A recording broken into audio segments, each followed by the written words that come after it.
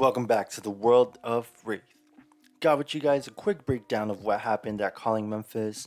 But before we jump into the video, as always, be sure to hit that like, hit that subscribe button, and let me know in the comments down below. Are you having fun in this meta? I think it's a great meta, but shout out my boy Will. He told me that every deck is bad, every deck sucks, but every deck also has the power to do crazy powerful plays. So every deck is also the best deck. So it's pretty crazy out here. But let's jump into the breakdown of Calling Memphis. Now, the most represented decks were Vincent and Acilio, both at 23. Followed just a little bit below by Victor and Valdo with 22 and 21. Marionette at 19, which is the first time, if I'm recalling correctly, that Marionette is not the most represented deck. Then we got Gravy Bones at 17, Arachne 15, 13 Prism, 12 Dory, 11 Pleiades, and 11 Dash, 10 Rhinars, 9 Phi, 9 Tough Nuts, which is kind of surprising. Shout out everybody who brought Tough Nut, tied with Marlin and Jarl, all at 9, 8 Fangs, 7 Kasai, 7 Boltons, 6 Syndra, 6 Katsus, 5 Iras, 5 Slippy, 5 KO, 4 Teklo, 2 Lyeth, 2 Leviah, 1 Azuri, Riptide, and Bravo. So first things first, let's get the elephant out the room. 9 Tough Nuts. What is going on? More than Kasai, more than Syndra, more than Slippy. Sadly, the Tough Nuts did not do too good. Now, for the day 1, round 7 standings, we had 3 undefeateds, Adori, Marionette, and Dio, followed by Acilio, Victor, Vincent, Teklo Vossen, and Dio for the top 8. I'm not going to get too much into the round 7 standings, but shout out Bravo at 19th seed, Katsu at 18th seed, pretty cool. Then we have 2 Syndras at 11 and 12.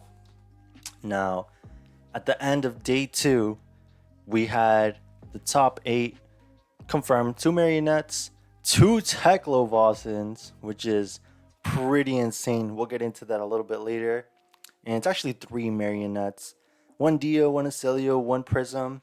Now, shout out Shane, my boy from the Runaways, taking Valda to 9th place. Just barely missing top 8, but still an amazing performance for Valda. Vincent, we have her at 10th and 13th seed.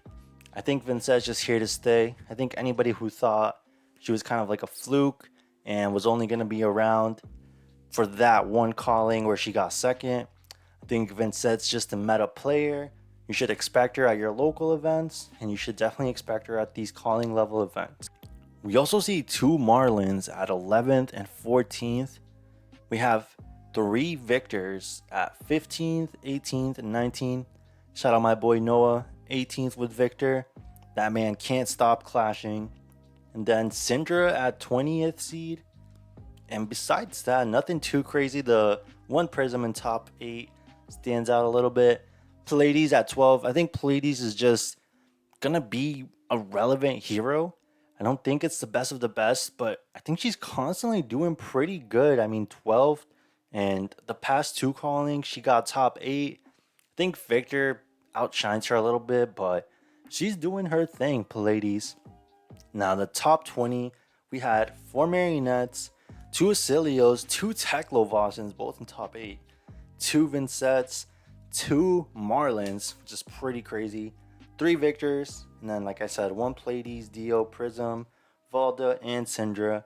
As the metagame has been evolving, Victor has been kind of preying on not only Dio, but Marionette, and also has a pretty good matchup into Huntsman. Now, due to the Victor rise up, and also the other Guardians that are in the format, Teklo Vossen has found a spot in the meta, kind of like Gravy Bones, to be able to prey on these slower decks. So Gravy Bones, Teklo Vossen rising up to really take care of the Guardians, but in turn, Marionette kind of just cooks Teklo. It's a little different with Gravy Bones. It's a tough matchup for Marionette. But Teklo Vossen versus Marionette, is just very marionette favored. So this is not the meta triangle because there's a ton of heroes in the format. But I think this kind of explains why Teklo is doing so good now, preying on these heroes, but also giving a chance for Marionette to just get a free favorable matchup that also counters some of his least favorable matchups in Victor. Now, I think Marionette has also just evolved to really deal with Victors. I think it was very Victor favored in the beginning, but Marionettes have been able to tech out their deck just a little bit to help them beat the Guardians.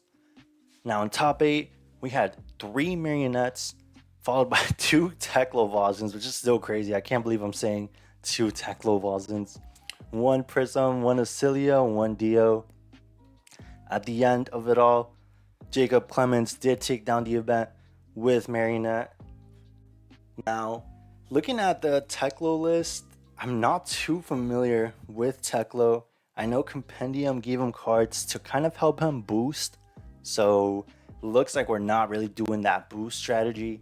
Seems like a very slow build up your armor, and then maybe you're able to do Singularity. I don't think I've really seen Teklo Vazens do Singularity. If they do it, it's probably an auto win, but I think it's just there to be a possible win con, but I don't think it's their main win condition.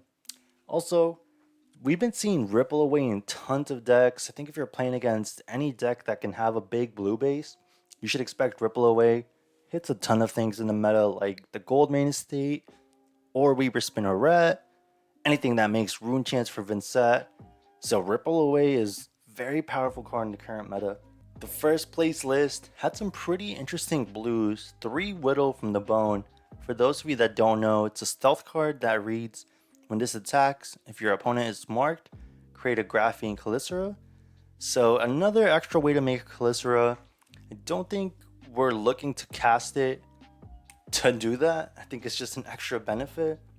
But something really cool that I noticed with 2 Take Up the Mantles, a nice little 2-card play you can do is Whittle from the Bone, make a Calycera, and then take up the mantle to change it for something to Kiss of Death, maybe a Mark of the Black Widow.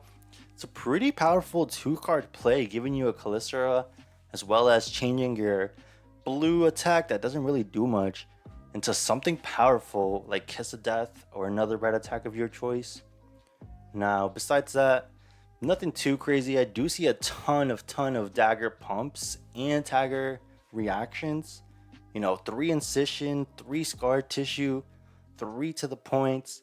I know marionettes have been going more dagger focused, even though they've been dagger focused for quite a while. But I think now we just agreed, we should be playing all of the pumps and all of the reactions. Now, shout out to me. I did say marionette was the second best deck in the format. I also said Huntsman was right there along with Marionette. It looks like Huntsman definitely has fallen out of favor with all the Guardians, with Gravy Bones, with Teklo Vasen in the meta. Maybe Huntsman can adapt, but right now I think it's looking tough for Huntsman. But I've always believed in Marionette. I think the deck is super fun. Has some crazy, super strong plays. Cards like T-Toxin, Codex of Frailty, Savor Bloodshed. It just has so many power cards that I think the deck is so strong. But that pretty much wraps it up today, y'all. Thank y'all so much for watching. As always, hit that like, hit that subscribe button. Let me know in the comments down below. Are you enjoying this metagame? Thank y'all so much for watching.